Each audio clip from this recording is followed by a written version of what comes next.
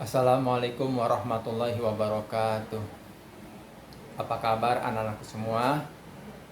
Semoga kalian dalam keadaan sehat walafiat dalam lindungan Allah Subhanahu wa taala. Amin ya Allah ya rabbal alamin. Sebelum kita memulai materi, alangkah baiknya kita berdoa dulu. Bismillahirrahmanirrahim. Rabbi jidni ilman warzuqni fa'man. Rabbi shrahli sadri wa yassirli amri wahlul 'uqdatam min lisani yafqahu qawli. Amin.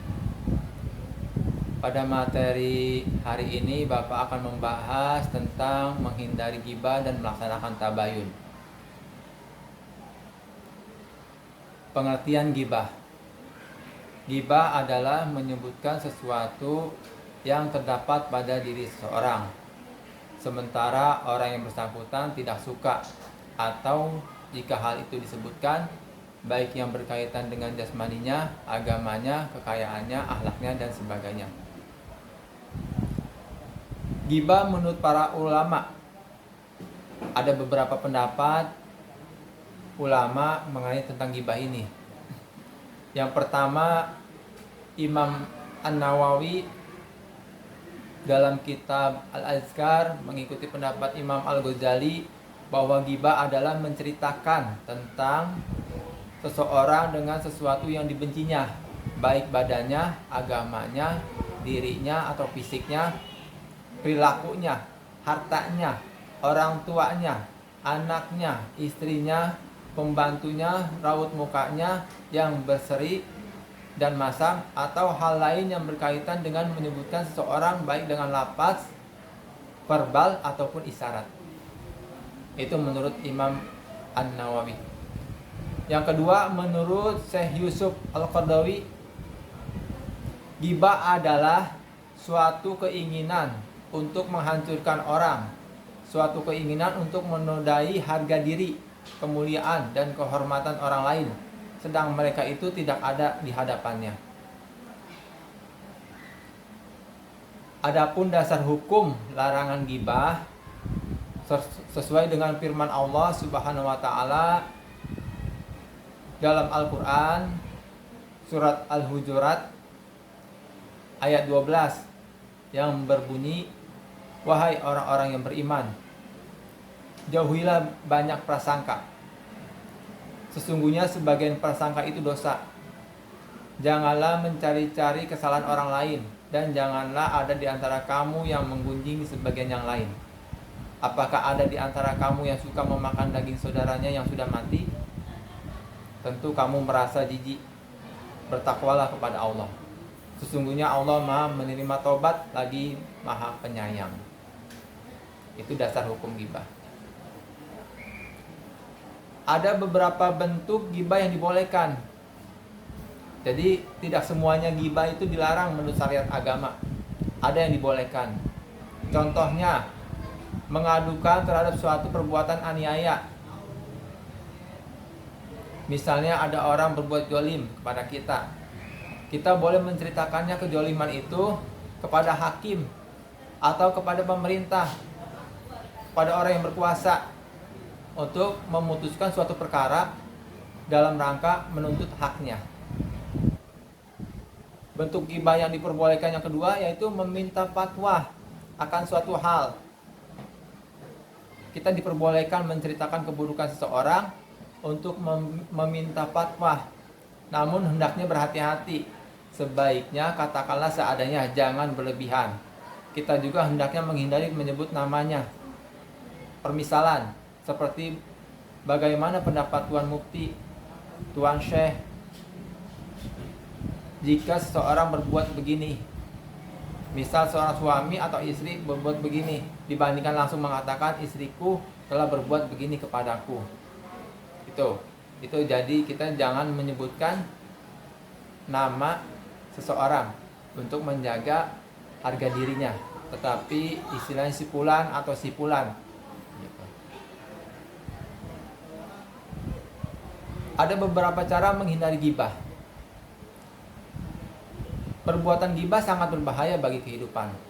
Oleh karena itu, kita harus senantiasa menghindarinya. Cara menghindarinya adalah sebagai berikut. Yang pertama, selalu mengingat Allah Subhanahu wa Ta'ala dan memohon perlindungan Allah Subhanahu wa Ta'ala agar terhindar dari perbuatan dosa seperti ghibah. Yang kedua, ketika akan berbicara atau bertindak, hendaklah dipikirkan dahulu akibatnya. Mudaratnya kita harus pikirkan, kira-kira pembicaraan kita ini bermanfaat atau menimbulkan mudarat atau bahaya bagi kehidupan sosial. Yang ketiga, meningkatkan rasa percaya diri, karena orang yang tidak memiliki rasa percaya diri mudah terbawa oleh arus pembicaraan orang lain yang mengarah pada ghibah. Cara menghindari ghibah yang keempat, menghindari pembicaraan yang mengarah pada ghibah dengan cara diam atau pergi. Ya, menghindar daripada lingkungan yang banyak ghibahnya. Itu cara menghindari ghibah. Ya, itu pembahasan tentang ghibah. Selanjutnya kita akan membahas tentang tabayun. Sebelum pembahasan dilanjutkan, kita tepuk semangat dulu bersama-sama. Ya. Tepuk semangat. Semangat.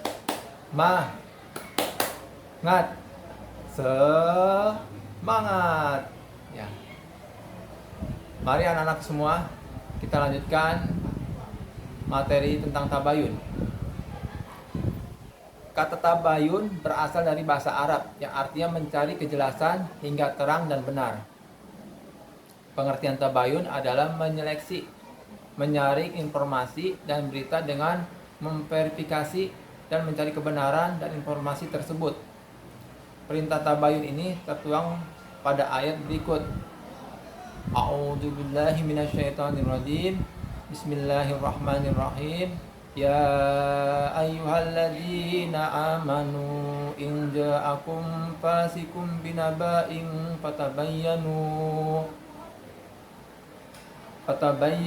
an tusibu qauman bijahalatin fatusbihu ala ma fa'altum nadimin. Shadaqallahul adzim, yang artinya, hai orang-orang yang beriman, jika datang kepadamu orang fasik membawa suatu berita, maka periksalah dengan teliti agar kamu tidak menimpakan suatu musibah kepada suatu kaum tanpa mengetahui keadaannya, yang menyebabkan kamu menyesal atas perbuatannya itu. Quran Surat Al-Hujurat ayat 6. Hikmah melaksanakan tabayun.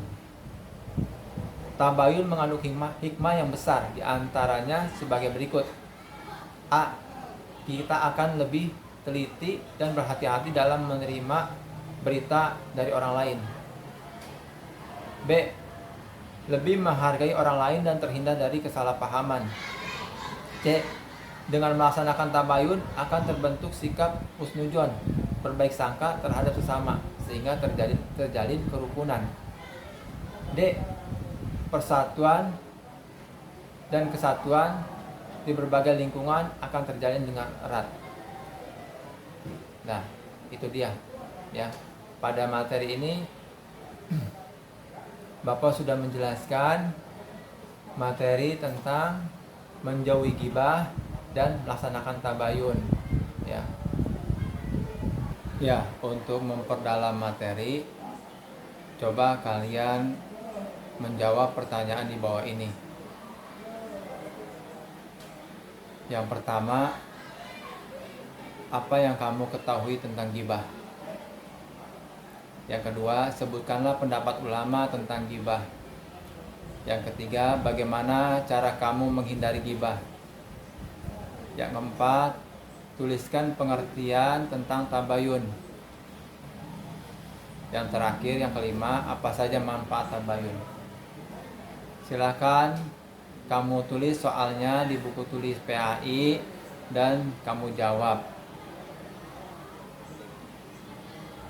Mungkin itu saja pertemuan pada hari ini.